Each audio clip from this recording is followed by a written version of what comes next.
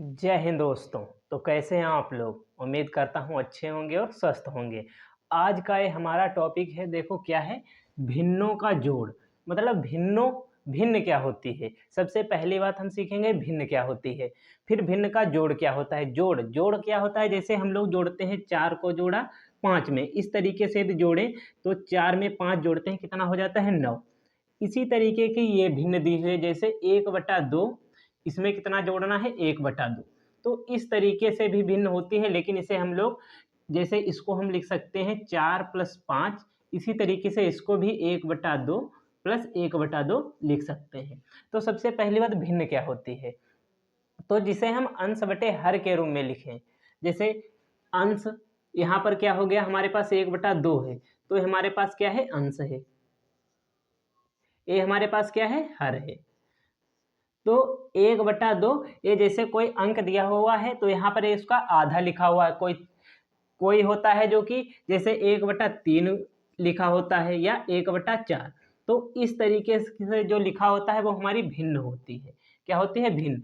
तो यहाँ पर 1/2 में हमें 1/2 को जोड़ना है। तो हम इसे किस तरीके से जोड़ सकते हैं, यही आज हम इस वीडियो में सीखने वाले हैं। तो वीडियो को स्टार्ट करते हैं और हम लोग क्वेश्चन लगाना स्टार्ट करते हैं। तो सबसे पहली बात जो होती है भिन्न में, वो होती है हर को बराबर करना। हर को बराबर करना, यदि आपको कहीं पर भिन्न में प्लस और माइनस दिखे, यहाँ पर तो देखो सारे प्लस में है, प्लस और माइनस दिखे तो आपको वहाँ पर हर बराबर करने होते हैं।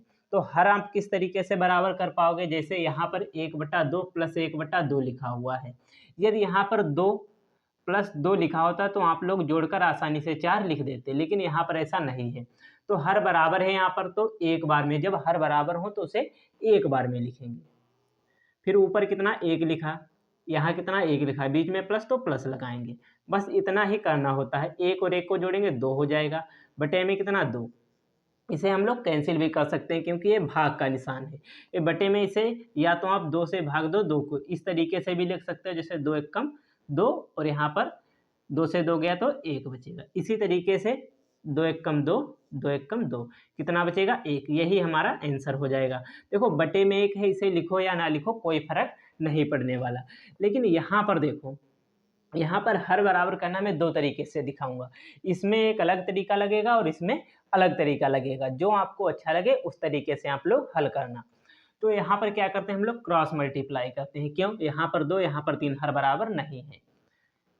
इससे इसकी गुणा कर देंगे, इससे इसकी गुणा कर देंगे। देखो गुणा करते हैं पहले, 3 त्याई, 3 का पढ़ा 3 बार पढ़ेंगे कितना 9 होता है।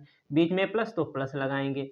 1 और 2 की गुणा 2, या 2 एकम 2, बटे में कितना हमारे पास हो जाएगा, बटे में क्या लिखेंगे, तो इससे इसकी गुणा करा देते हैं। 2 त्याई कितना होता है 6, तो 6 लिखेंगे। अब यहाँ पर क्या करना है, हमें सिर्फ जोड़ना है। जोड़ेंगे कैसे, 9 में कितना जोड़ना है 2, तो 9 और 2 कितना होता है 11, तो 11 बटे कितना हमारे पास हो जाएगा 6, बटे में 6 लिखा हो। ये हमारा आंसर हो गया। या आप ये आंसर ना लिख के एक दूसरा आंसर भी लिख सकते हैं। वो क्या होगा, देखो जैसे 6 से भाग करें हम लोग 11 को, तो 6 एकम 6 हो जाएगा, क्योंकि 6 दूनी 12 ज़्यादा हो जाता है। 6 एकम 6 घटाएंगे तो 11 से 6 गया, कितना बचा 5, कितना बचेगा 5। तो हम लोग यहाँ पर लिखेंगे एक सही, एक सही 5/6, यही हमारा आंसर हो जाएगा। देखो यहाँ पर क्या होता है, इस तरीके की यदि मिश्रित भिन्न दी हुई है तो 6 एकम 6, यानी इनके बीच में गुणा होगी। 6 एकम 6 हो गया, और इन दोनों को जोड़ेंगे तो 6 एकम 6 और प्लस 5, 6 5 11, कितना हुआ 11, बटे में कितना लिखा 6, तो 11/6। देखो वही भिन्न पलट कर आ जाएगी। तो ये हमारा आंसर, या तो आप यहीं पर छोड़ दो या ये वाला आंसर लिखो। अब इसमें मैंने आपको बताया था दूसरा तरीका, तो दूसरा तरीका क्या होता है, तो दूसरा तरीका क्या करें, यहाँ पर 5 है, यहाँ पर भी 5 से हम लोग गुणा करते हैं, तो हमारा हर बराबर हो जाएगा।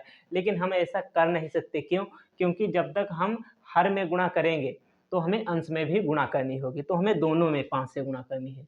लेकिन ऐसा क्यों है कि हमें यदि ज़रूरत तो हमें हर में है तो अंश में क्यों करें, ताकि भिन्न पर कोई असर ना पड़े। जैसे कैसे भिन्न पर असर ना पड़े, देखो जैसे यहाँ पर लिखा हुआ है 2 और बटे में कितना 1, यदि हम हर में सिर्फ गुणा करें तो हो जाएगा हमारा 2, और बटे में कितना हो जाएगा 5 एकम 5।